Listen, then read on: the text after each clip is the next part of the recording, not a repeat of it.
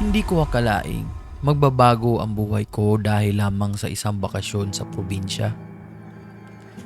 Ako po si Ana, 22 taong gulang at lumaki akong isang tipikal na city girl sa Maynila.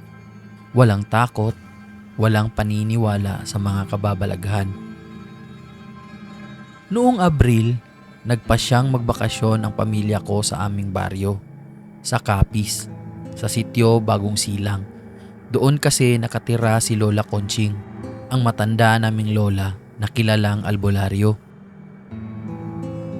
Ang sabi ng mga matatanda, may aswang raw sa baryo na yon. Siyempre, natawa lang ako. Mga kwentong baryo, sabi ko sa sarili. Pero nagkamali ako.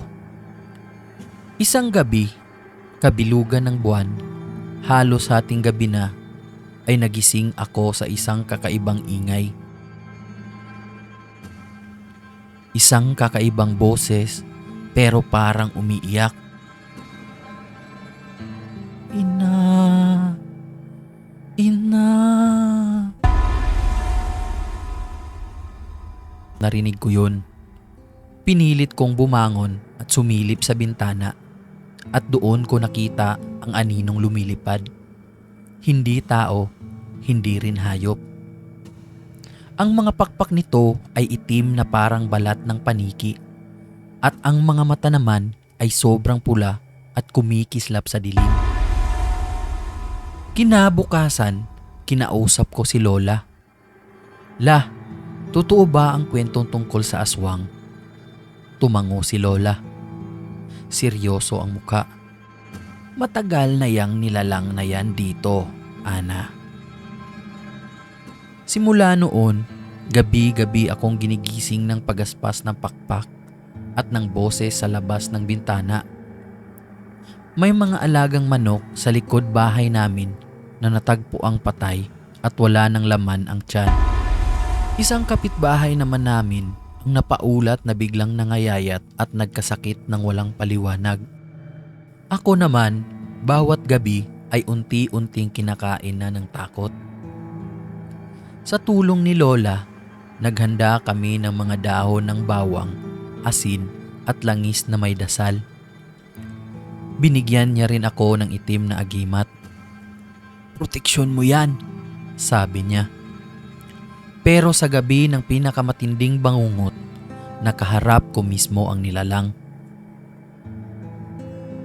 Sa gitna ng dilim, lumitaw siya sa labas ng aming bahay. Hindi na ako nakatiis.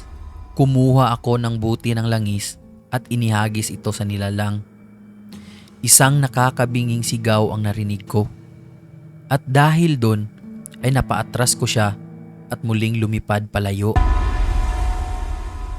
Kinabukasan, isang matandang babae sa kabilang baryo ang natagpuang sugatan at nanghihina. Sabi ng mga matatanda na yun daw ang aswang.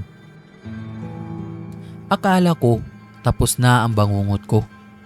Isang linggo na rin kasi mula noong huling nagpakita ang nilalang sa bintana namin. Sobrang tahimik na ng mga gabi at kahit papaano ay nakakatulog na ako. Pero kagabi, ibang klaseng takot ang dumapo sa akin. Eksaktong 10:00 ng gabi, nagising akong pawis na pawis. Pakiramdam ko may nakatitig sa akin. Dahan-dahan kong binuksan ang mga mata ko. Wala namang tao sa silid. Ngunit, maya-maya, mula sa labas ng bintana, narinig kong muli ang pamilyar na tinig. Ina! Ina! Pero, mas mahina na ngayon. Para bang gustong mga usap, hindi ko lang alam kung bakit. Pero parang may kirot itong binigay sa puso ko. Tila ba may hinahanap siya o may ipinapahiwatig. Pinilit kong bumangon at sumilip sa bintana. At dahil sa liwanag ng buwan, nakita ko ang isang anino na nakatayo sa ilalim ng punong mangga sa bakuran. Hindi na siya lumilipad, at nanatiling nakatayo lang at nakatingala sa akin. Ang kanyang anyo ay hindi ko maipaliwanag. Mukha siyang babae pero ang mga mata niya ay pula pa rin. At ang balat naman niya ay kulay abo at sobrang tuyot. Parang tao pero hindi. At napansin ko na parang may matinding lungkot sa mga mukha niya. Hindi ko na napigilan ang sarili ko at sumigaw ako. Anong kailangan mo? Sino ka ba? Biglang lumakas ang hangin at napasara ang bintana.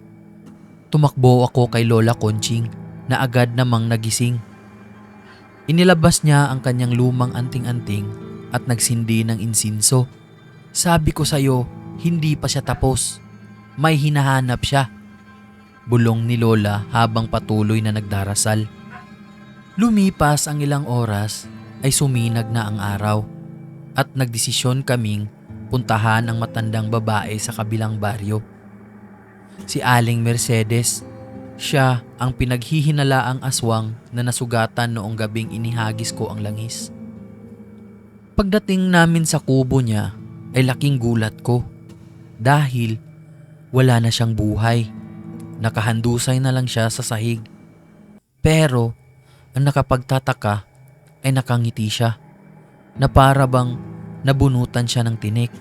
At sa tabi niya ay may isang lumang litrato. Sinilip ko ito at ang nakita ko ay isang batang babae, maliit pa. Sa likod naman ng litrato ay may nakasulat na, "Para kay Ana, mahal kong anak."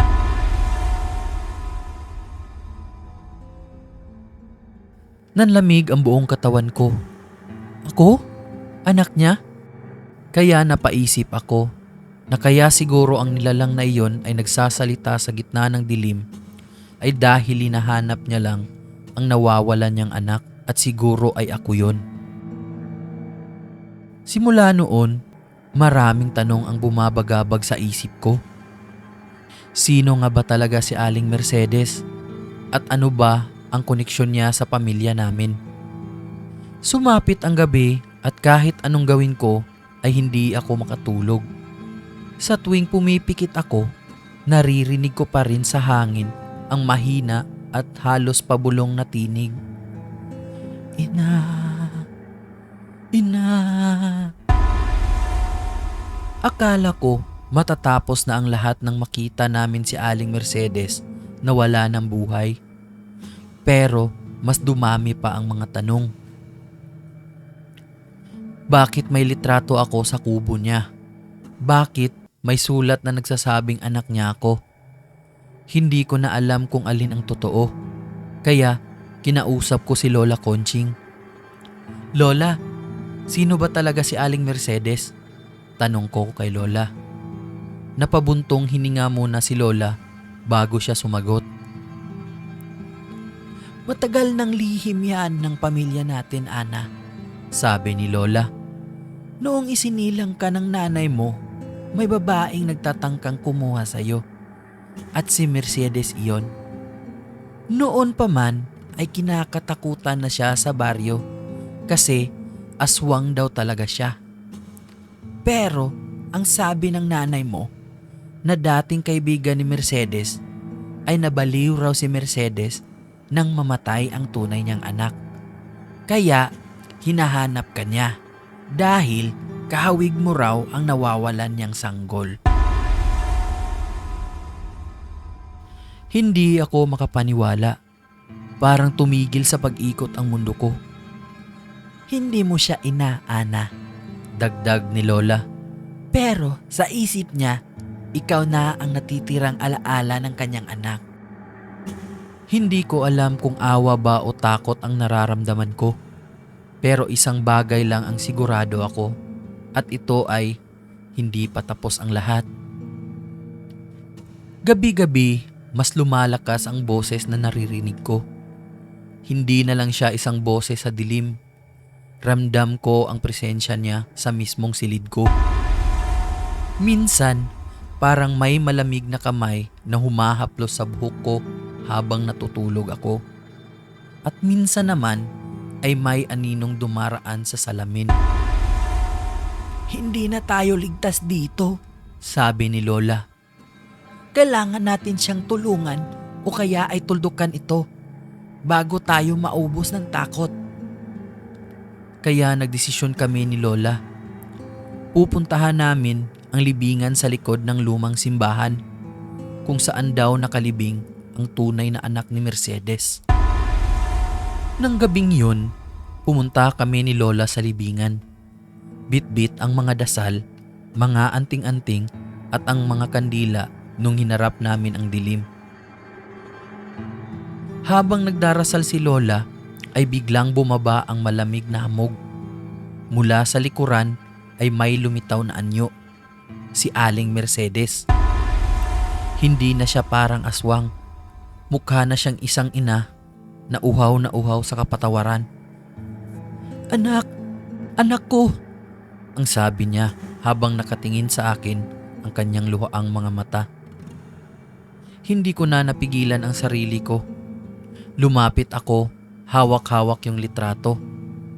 Hindi ako ang anak mo, Aling Mercedes. Bulong ko habang nanginginig ang tinig.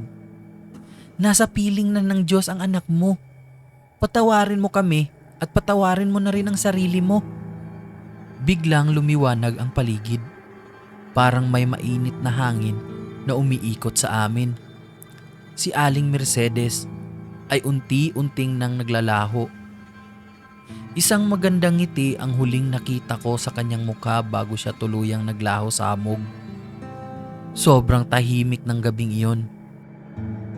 Lumipas ang ilang linggo ay wala na akong naririnig na boses sa dilim at wala na ring mga pagaspas ng pakpak sa bubong. Tahimik na ulit ang bagong silang at babalik na ako ng Maynila. Pero sa puso ko, dala ko pa rin ang kwento ng isang aswang na naging ina at ang alaala ng mga gabi sa sitio Bagong Silang na kahit kailan ay hinding-hindi ko malilimutan. Minsan, sa pagsapit ng gabi, kapag nakatitig ako sa buwan mula sa bintana ng kondo ko, ay parang may naririnig pa rin akong bulong sa hangin na nagsasabing, "Salamat, anak." Muah ha ha ha ha ha ha.